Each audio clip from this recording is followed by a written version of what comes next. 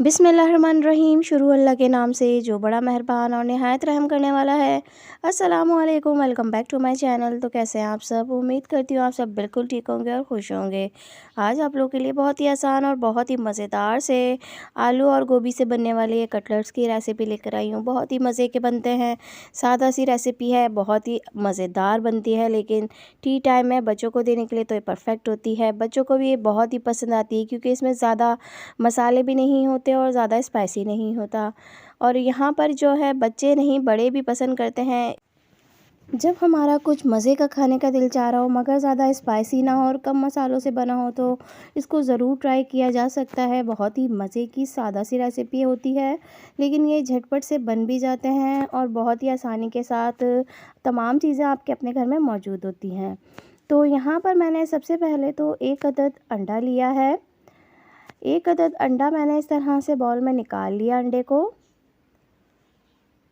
तो यहाँ पर अंडा मैंने एक बाउल में निकाल लिया। इसमें मैं हल्का सा नमक डालूँगी और ब्लैक पेपर पाउडर डालूँगी और इसको अच्छे से बीट कर लूँगी। अच्छी तरह से अंडे को बीट करके जिस तरह से हम ऑमलेट बनाते हैं बस उसी तरह से हमें इसको थोड़ी सी ऑयल डाल के इसमें फ्राई कर लेना है। तो यहाँ पर मैंने अंडा एक तवे पे थोड़ी सी ऑयल के साथ इस तरह से फ्राई करना शुरू कर दिया है। फ्लेम मैंने मीडियम रखा हुआ है, ना ज़्यादा तेज़ है ना स्लो है।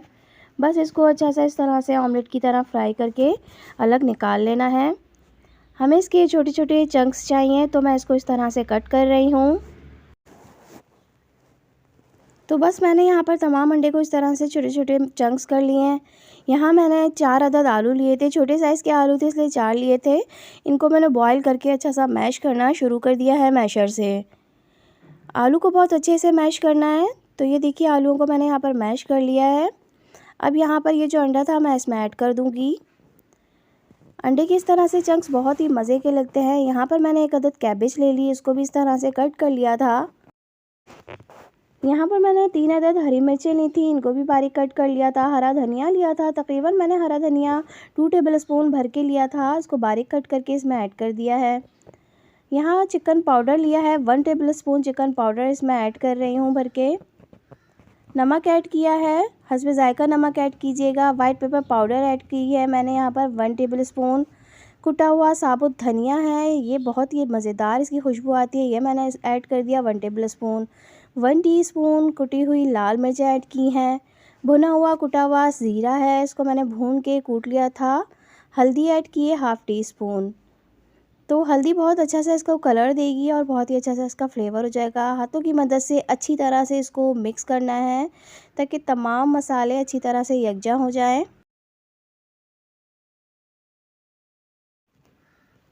यहाँ मैंने 3 टेबलस्पून मैदा ले लिया था। मैदे में मैंने थोड़ा सा पानी ऐड किया है और इसका स्मूथ सा एक बैटर तैयार करूँगी। थोड़ा थोड़ा पानी डालने के बाद इसको अच्छा सा स्मूथली बैटर बनाना है।